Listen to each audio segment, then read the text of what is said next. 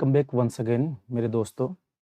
मैं अभी बात करने वाला हूँ डिटेल्स में सिलेबस के बारे में। टेट 2022 जो होने वाला है, teacher eligibility test for the recruitment of assistant teacher primary school under government of West Bengal. Paschim Bengal सरकार के अंतर्गत जो प्राइमरी स्कूल्स आते हैं उनमें जो असिस्टेंट टीचर्स का नोटिफिकेशन जारी कर दिया गया है बोर्ड के द्वारा, तो उसके एग्ज़ाम्स का पैटर्न क्या रहेगा, कैसे आपको तैयारी करना है।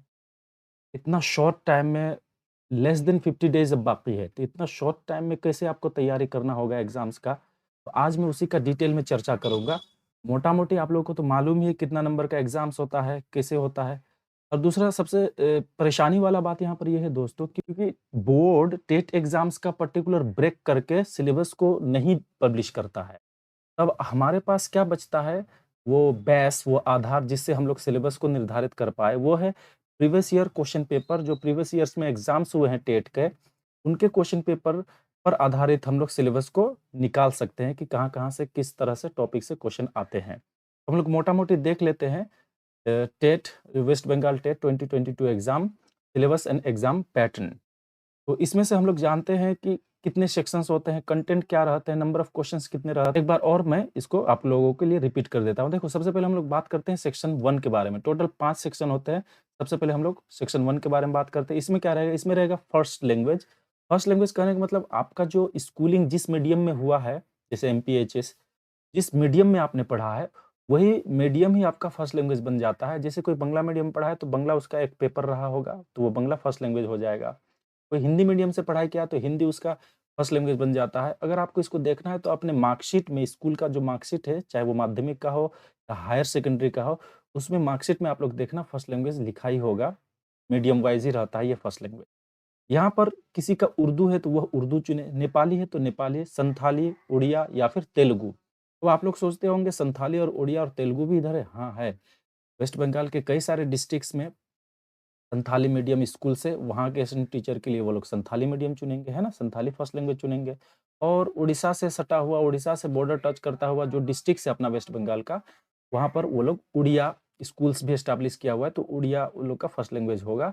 और तेलुगु भी है, कुछ साउथ बंगाल के कोलकाता, नॉर्थ 24 परगना, साउथ 24 परगना के आसपास में कुछ स्कूल्स ऐसे हैं, जिसमें Telugu as a first language school है वहाँ। तो फर्स्ट सेक्शन का अगर हम बात करें, पहला सेक्शन वो होगा फर्स्ट लैंग्वेज का। इसमें 30 क्वेश्चंस आएँगे and each question Carey's 1 marks, यानी कि प्रत्येक क्वेश्चन का 1 नंबर होगा, यानी कि number of question 30 and total marks also 30। ये सेक्शन 1 के बारे में मैंने बात किया। अब दूसरा अगर हम बात करें सेक्शन 2 के बारे में, तो वो हो जाता है second language, that is English, common to all होगा। यानी सभी के लिए इंग्लिश सेकंड लैंग्वेज के बारे में, सभी के लिए इंग्लिश ही होगा सेकंड लैंग्वेज। इसमें भी 30 क्वेश्चंस आएँगे और 30 मार्क्स आएँगे। सीडीपी यानी चाइल्ड डेवलपमेंट एंड पेडागोजी।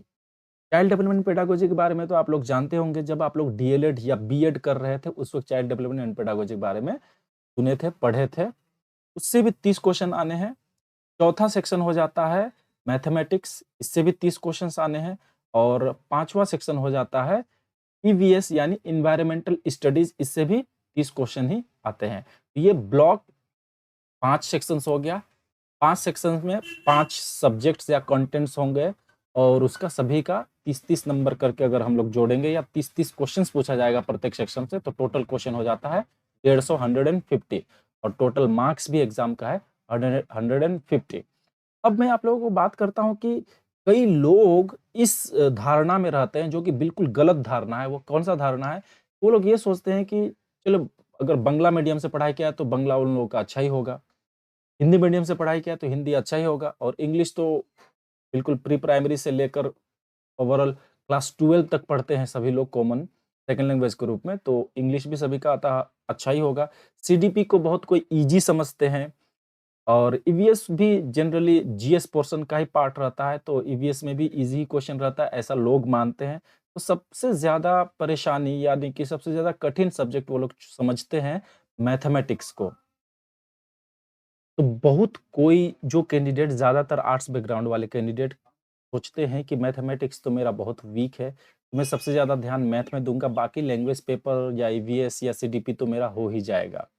और जो लोग साइंस बैकग्राउंड वाले हैं, उन लोगों का मैथ थोड़ा ठीक रहता है, तो वो लोग इंग्लिश में वीक रहते हैं या लैंग्वेज में वीक रहते हैं, तो वो लोग ठीक, मैथ्स को कम गुरुत्व देते हैं, कम इम्पोर्टेंस देते हैं और बाकी को ज़्यादा इम्पोर्टेंस देते हैं।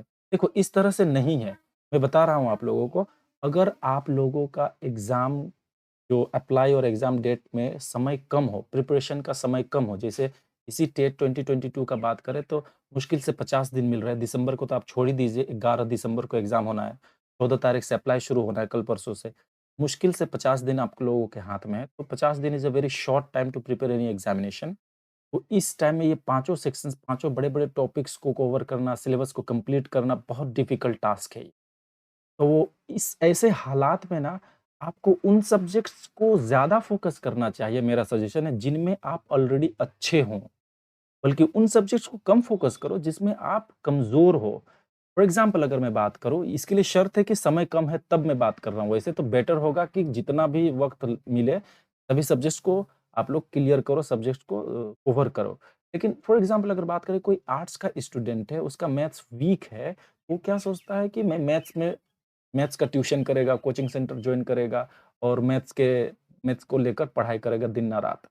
बाकी सब्जेक्ट्स को वो ये सोचता है कि ये तो मैं एग्ज़ाम में कर ही लूँगा। लेकिन आप ऑनेस्टली मुझे एक सवाल का जवाब दो, चलो मैं मान लिया आपका हिंदी अच्छा है, आप हिंदी मीडियम स्टूडेंट से हो, या बंगला अच्छा है, आप बंगला मीडियम स्टूडेंट हो, या हिंदी में ऑनर्स कर रखे हो तो हिंदी और भी अच्छा होगा। लेकिन क्या आप 30 हिंदी का जो क्वेश्चन आता है, उसमें 30 में 30 बना के आते हो? अगर आप पिछली बार 2017 का टेट का जो एग्ज़ाम हुआ था, जो कि 2021 2021 31 जनवरी को हुआ था ये एग्ज़ाम, क्या उसमें आप 30 में 30 क्वेश्चन्स बना के आए थे? ईमानदारी से बताओ तो? नहीं। हम लोग क्या करते हैं, हिंदी अच्छा है तो 10 या 12 नंबर हिंदी अगर हम लोग बिना पढ़े बना लेते हैं, बिना प्रिपरेशन का, तो हम लोग सोचते हैं कि हिंदी मेरा बहुत अच्छा है। देखो, हिंदी अच्छा है ठीक है, विदाउट प्रिपरेशन आप 10 क्वेश्चन्स को अटेम्प्ट कर रहे हो करेक्टली, बहुत अच्छा होगा इसका मतलब आपका वो सब्जेक्ट। लेकिन अगर आप सोचते हो, अगर आप उस प्रिपरेशन का उस सब्जेक्ट को अगर प्रिपेयर करते अच्छे से, अच्छा होने के बावजूद भी और अच्छा करते, यानी गुड से बेटर और बेस्ट लेवल पे ले जाते, हो सकता था कि 30 में 30 मार्क्स आप ले आते हिंदी में, है कि नहीं? क्यों मैं कह रहा हूँ ये बात? क्योंकि ये ना सेक्शनल कट ऑफ नहीं है। जो टेट का एग्ज़ाम होता है 30-30 करके, ये सेक्शनल कट ऑफ नहीं है। ओवरऑल आपको 150 में कितना मार्क्स लाना है वो मायने रखेगा, पास होने के लिए, कट ऑफ होने के लिए, है ना? बैंकिंग का एग्ज़ाम जैसे होता है ना, सेक्शनल कट ऑफ होता है, रीज़निंग में अलग से पास करना पड़ेगा आपको, मैथ्स में अलग से, इंग्लिश में अलग से, जीएस पोर्शन में अलग से। ये टेट का एग्ज़ाम तो एटलीस्ट अभी तक तो ऐसा नहीं है ना, इसीलिए आप सेक्शनल हिंदी में कितना लाते हो, मैथ में कितना लाते हो, दैट डज़न्ट मैटर।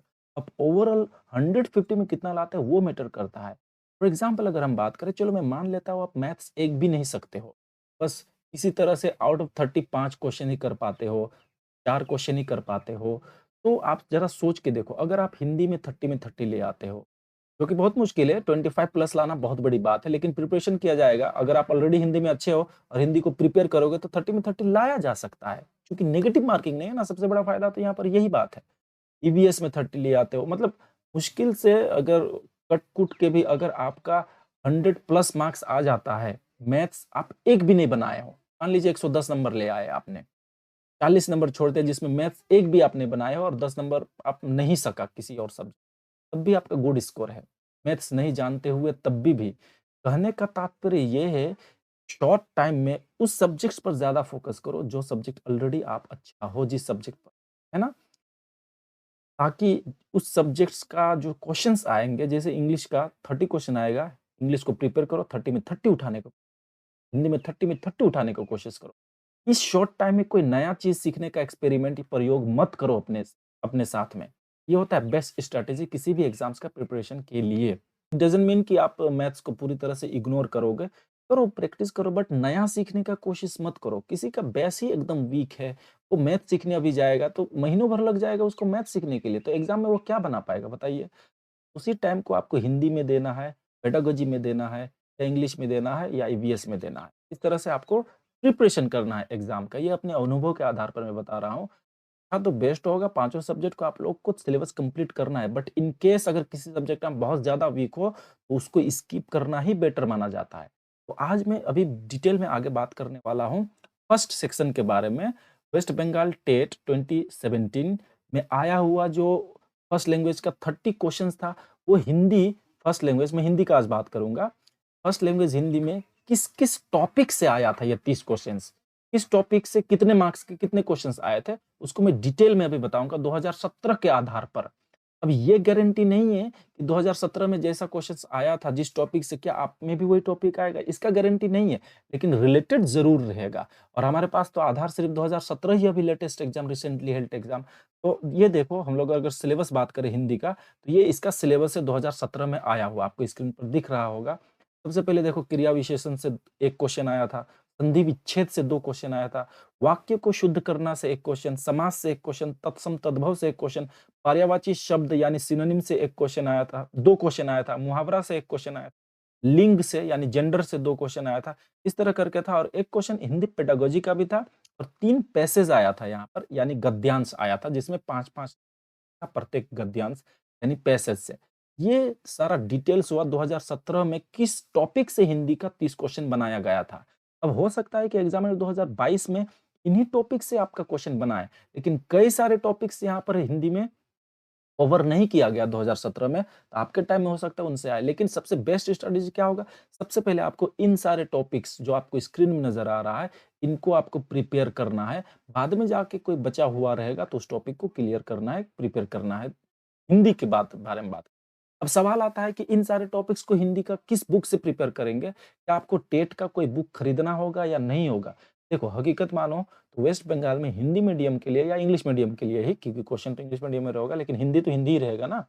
हिंदी के लिए कोई बढ़िया बुक तो टेट का नहीं आता है। बंगला में बहुत अच्छा-अच्छा प्रैक्टिस और टेट का बुक भी मिल रहा है। तो बेटर क्या होगा? टेट का बुक ही खरीदना होगा, दैट इज़ नॉट कंपल्सरी, वो ज़रूरी नहीं है। बेटर क्या होगा? ये जो टॉपिक्स आपको नज़र आ रहे हैं ना, इन टॉपिक्स को आप किसी भी व्याकरण का किताब हिंदी से, किसी भी हिंदी ग्रामर का बुक से आप लोग देखोगे, वहाँ मिल जाएगा। फॉर एग्ज़ाम्पल अगर मैं बात करूँ, मेरे पास एक किताब है, ये देखो थोड़ा उल्टा नज़र आ रहा होगा हो सकता है आप लोगों में। ये हिंदी का व्याकरण है, आधुनिक हिंदी व्याकरण और रचना, डॉक्टर वासुदेव नंदन प्रसाद का लिखा हुआ। तो इस ऐसे किसी भी, यही बुक चाहिए ज़रूरी नहीं बोल रहा हूँ, ऐसे किसी भी बुक का जो विषय सूची होता है, कंटेंट्स जो होता है विषय सूची, वहाँ पर आप देखोगे विषय सूची में, ये देख लो, मैं थोड़ा धीरे से सामने से दिखा दे रहा हूँ। फ्रंट कैमरा से मैं शूट कर रहा हूँ तो हो सकता है थोड़ा उलट दिख रहा होगा। तो इस तरह से जो कंटेंट वाला रहता है ना चैप्टर, वहाँ से आप कंटेंट से आप मिलाओ कि ये जो सारे टॉपिक्स दिख रहे हैं आपके स्क्रीन में, क्रिया विशेषण, संधि विशेषण, समास, शुद्ध वाक्य, ये सारे टॉपिक्स को वहाँ से प्रिपेयर कीजिए। किसी भी बढ़िया ग्रामर का बुक जो हिंदी ग्रामर, व्याकरण से आप लोग इसको प्रिपेयर करोगे, सबसे बेस्ट प्रिपरेशन वहाँ से आपको मिलेगा। और प्रैक्टिस सेट के लिए कोई टेट का बुक खरीद लो, वो प्रैक्टिस सेट के लिए खरीदो, प्रिपरेशन करने के लिए नहीं। यानी कि प्रिपेयर जब हो जाओगे तब प्रैक्टिस करना पड़ेगा ना, एमसीक्यू, मल्टीपल चॉइस क्वेश्चन से। वहाँ से आप प्रिपरेशन करोगे, देखना आपका एग्ज़ाम बहुत अच्छा जाएगा। तो ये रहा हिंदी के बारे में डिटेल, और कैसे प्रिपरेशन करना है ये भी मैंने बता दिया। कोई भी व्याकरण का किताब लो, ये सारे टॉपिक्स को लेना, स्क्रीनशॉट कर लो, और इन सारे टॉपिक्स को आप लोग व्याकरण का बुक से प्रिपरेशन करो, तैयार करो, सिलेबस जल्दी-जल्दी कंप्लीट हो जाए। नेक्स्ट वीडियो में इंग्लिश के लिए ऑलरेडी अपलोड कर चुका हूँ, बाकी के लिए भी धीरे-धीरे लाऊँगा। Till then take care of yourself. Tata, bye bye, all the best.